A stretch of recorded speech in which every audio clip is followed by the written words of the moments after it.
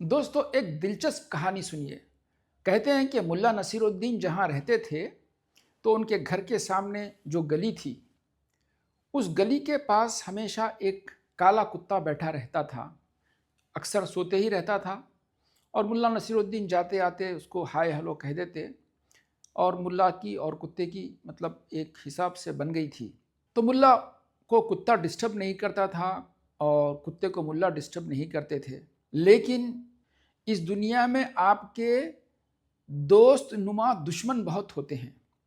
तो मुल्ला नसीरुद्दीन के एक दोस्त नुमा दुश्मन थे जिन्हें मुल्ला नसीरुद्दीन की ना खुशी नज़र आती, और चूंकि मुल्ला नसीरुद्दीन का अपने महल्ले में एक दबदबा था, लोग उनसे मिलने आते थे, बड़े बड़े लोग मिलने आते थे। तो ये जो दोस्त नुमा दुश्मन थे उन्हें बहुत खलता था कि मुल्ला नसीरुद्दीन इतने मशहूर शख्सियत कैसे हैं। तो वो दोस्त नुमा दुश्मन मुल्ला नसीरुद्दीन के घर पहुँचे और मुल्ला से कहा कि देखो मुल्ला, तुम एक बड़ी शख्सियत हो, महल्ले की एक मारूफ शख्सियत हो, लोग बड़े बड़े लोग तुमसे मिलने आते हैं और तुम्हारी गली के अंदर एक कुत्ता हमेशा बैठे रहता है, तुम उसे हकाल दो।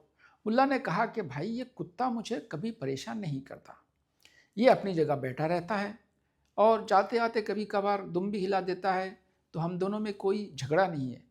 मुल्ला का जो दोस्तनुमा दुश्मन था उसने कहा कि मुल्ला, आप बात को समझो, ये कोई काला कुत्ता है, एक तो काला रंग ही बदशगुन की बात है और उस पर से आपके घर के ऐन सामने बैठता है, तो ये जचता नहीं है। यहाँ तो कोई हाथी घोड़े होना चाहिए था, कुत्ता कैसे बिठा रखा है आपने, उसको हकाल दीजिए आप। तो वो दोस्तनुमा दुश्मन ने कहा, देखिए मैं आपको एक मशवरा देता हूँ, जब आप जाएंगे तो कुत्ता जो सो रहा है उसकी दुम के ऊपर पैर रख दीजिए आप। तो जब दुम पे पैर रखेंगे तो उसको तकलीफ होगी, तो कुत्ता खुद ब खुद भाग जाएगा और चूंकि आपसे मानूस है तो वो आपको काटेगा भी नहीं। मुल्ला अपने इस दोस्त नुमा दुश्मन की बातों में आ गए और वो बाहर निकले और जैसे कुत्ता सो रहा था उन्होंने उसकी जो दुम थी, दुम के ऊपर अपना जूते से पैर रख दिया और कुत्ता जो है एकदम बिलबिला के उठा, चिल्लाया और उसने आओ देखा ना तो मुल्ला की टांग को काट दिया और भाग गया। अब मुल्ला बड़े परेशान हुए, एक तो पैर कट गया, अब 14-14 इंजेक्शन लगने वाले थे। वो परेशानी अलग थी, दूसरी परेशानी ये हो गई कि जो दोस्त था उनका कुत्ता, वो उनका दुश्मन बन गया। अब जब वो आते तो फौरन चौकन्ना हो जाता, उनके ऊपर गुर्राता और उनको गली में से गुजरना मुश्किल हो गया। अब ये जो कहानी मैंने आपको बताई है, इसका जो राज है, ये कहानी के पीछे जो बात है उसको समझने की कोशिश कीजिए। इस दुनिया में आपके आसपास जो बाज वाइट कोट पहने हुए, मैं नाम नहीं लूँगा, लेकिन आपके दोस्त नुमा दुश्मन जगह जगह मौजूद हैं। और मिसाल के तौर पे समझ लीजिए कि जैसे मेरे यहाँ पेशानी पे आपको एक छोटा सा हल्का सा ग्रोथ नज़र आ रहा है, तो इससे मुझे कोई परेशानी नहीं है, ये बस अपनी जगह खामोश है। लेकिन मेरे एक दोस्त नुमा दुश्मन मुझे मुलाकात हुई, उन्होंने कहा देखो भाई, आप इसकी बायोप्सी करा लो। तो मैंने तो नहीं कराया, लेकिन आपके माशरे में ऐसे दोस्त नुमा दुश्मन होते हैं जो कहीं आपको कोई ग्रोथ हो गया, कोई ट्यूमर आ गया, कोई छोटी सी गठिया हो गई, बाज़ मरतबा खाने पीने की वजह से, चिकनाई की वजह से बॉडी के अंदर ऐसी गठिया, ट्यूमर वगैरह बनते ही रहते हैं, हर एक की बॉडी में बनते हैं। अब आपको जो दोस्तनुमा दुश्मन है उन्हें आपकी जो आराम है वो उन्हें बहुत खलता है और उसके अंदर उनका अपना ज़ाती मफाद भी होता है। तो वो कहेंगे आप इसकी बायोप्सी करा लीजिए, कुछ करिए मत आप सिर्फ बायोप्सी करा लीजिए। नतीजा ये होता है कि जो कैंसरस ग्रोथ होती है वो एक जगह लोकलाइज्ड है, वो बैठी हुई है, लेकिन जैसे ही आप बायोप्सी कराने के लिए थोड़ा सा निकालते हैं, ये ऐसा ही है जैसे किसी सोए हुए कुत्ते की दुम के ऊपर पैर रख देना। अब आपने कुत्ते के पैर पे दुम रख दिया और वो जो ग्रोथ था वो या तो पूरी बॉडी में फैल जाएगा या जो खामोश था, बेनाइन था, वो बढ़ जाएगा। और बात सिर्फ यहीं तक नहीं है, इस बात को समझने की कोशिश कीजिए, ये जो वीडियो है बहुत अहम है। लोग सिर्फ यहाँ खामोश नहीं बैठते। अब जब आपका कैंसर अगर बढ़ रहा है तो फिर आपको रेडिएशन, कीमोथेरेपी वगैरह के अंदर डाल देंगे और नतीजे के अंदर आपकी अच्छी खासी ज़िंदगी के अंदर बहरान आ जाएगा, भौचाल आ जाएगा, बाल झड़ जाएंगे, हड्डियों का चमड़ा हो जाएगा, क्योंकि कीमोथेरेपी एक बहुत ही डेंजरस पॉइजन है जो पूरी बॉडी के अंदर असर करता है। रेडिएशन के अंदर आपके दूसरे मसाइल हो जाते हैं, सर्जरी के अंदर काटम पीटी होती है बॉडी के अंदर, और आज तक कैंसर का कोई इफेक्टिव ट्रीटमेंट है ही नहीं। बड़े से बड़े कैंसर हॉस्पिटल्स लाखों रुपए ले लेते हैं, लेकिन टेक्निकली स्पीकिंग कैंसर का 100% इलाज कहीं भी एलोपैथी के अंदर नहीं है। ये ऑन्कोलॉजिस्ट बड़ी बड़ी फीसेस चार्ज करते हैं आपसे, और बात यहीं ख़त्म नहीं होती। ये जो दोस्तुमा दुश्मन होते हैं ये मुख्तलिफ अंदाज में आते हैं। मिसाल के तौर पे आप सुबह सुबह बाग में वॉकिंग के लिए जा रहे हैं और आपको एक नज़र आ जाएगा बहुत बड़ा सा बैनर, उस पर लिखा होगा फ्री हेल्थ चेकअप। अब आप बोलोगे यार फ्री हेल्थ चेकअप है, मेरे जेब से कुछ जाना का है नहीं, मुफ्त हाथ आए कोई चीज़ तो बुरा क्या है।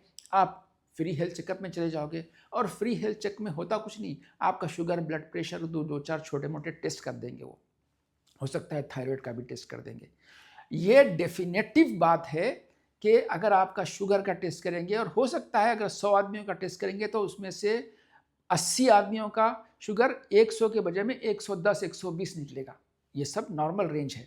लेकिन अगर आपका 110 120 निकल गया तो ये दोस्तुमा दुश्मन आपसे कहेंगे कि भाई अगरचे कि आपको डायबिटीज़ नहीं है, लेकिन आप प्री डायबिटिक हो चुके हो, आप बॉर्डर लाइन पे हो। आप एक काम कीजिए, एक छोटी सी गोली से अपनी शुरुआत कीजिए। आप छोटी सी गोली से शुरुआत करेंगे मेटफॉर्मिन की, और एक ऐसे कभी ना ख़त्म होने वाले जाल में फंस जाएंगे जहाँ से आपका खात्मा होने के बाद ही उससे छुटकारा मिलेगा, अदरवाइज़ इसमें कोई छुटकारा नहीं है। तो ये जो आपसे मैंने मुल्ला नसीरुद्दीन की जो एनालॉजी कहानी सुनाई है कि कुत्ते की दुम पे पैर रखना, ये ऐसा ही है। अगर आप देखिए, इस बात को समझिए, अगर आप हेल्दी हैं, अगर आपको बॉडी में कोई तकलीफ़ नहीं है, कोई परेशानी नहीं है, तो टेस्ट करवाने की ज़रूरत क्या है। इवन अगर आपको फ्री में कोई टेस्ट कर रहा है लेकिन बॉडी में तकलीफ़ नहीं है तो टेस्ट करवाएं ही क्यों भाई, आप ठीक ठाक हो।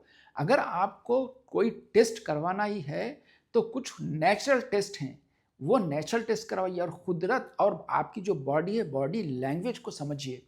बॉडी लैंग्वेज आपकी खुद कहती है अगर कहीं भी कुछ गलत हो रहा है तो दर्द की शक्ल में, जलन की शक्ल में, या फिर मरोड़ की शक्ल में, या अगर आपकी स्किन में कुछ खराबी है तो कुछ ग्रोथ की शक्ल में। बॉडी खुद अपनी साइंस देगी, वो बताएगी कि देखिए अब कुछ परेशानी की बात है। लेकिन अदरवाइज आप ये जो रिपोर्ट्स हैं, ये जो टेस्ट हैं, लेबोरेटरी के टेस्ट, इसके जाल में फंसकर एक कभी ना ख़त्म होने वाले जाल में फंस जाते हैं।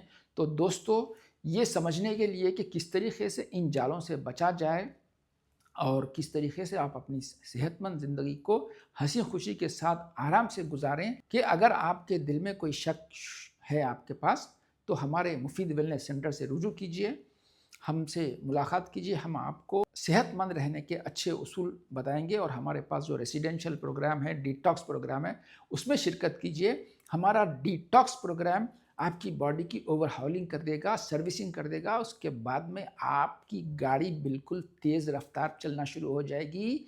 ज़िंदगी का असली आनंद क्या है वो आप लेना शुरू करोगे। तो इंशाल्लाह हमसे रुजू होइए और देखिए एक सेहतमंद और खुशनुमा और बेहतरीन खूबसूरत ज़िंदगी गुजारने के राज सीखने के लिए हमसे जुड़ते रहिए। हमारे फ़ोन नंबर्स पे कॉल कीजिए या हमारे सेंटर पे तशरीफ़ लाइए।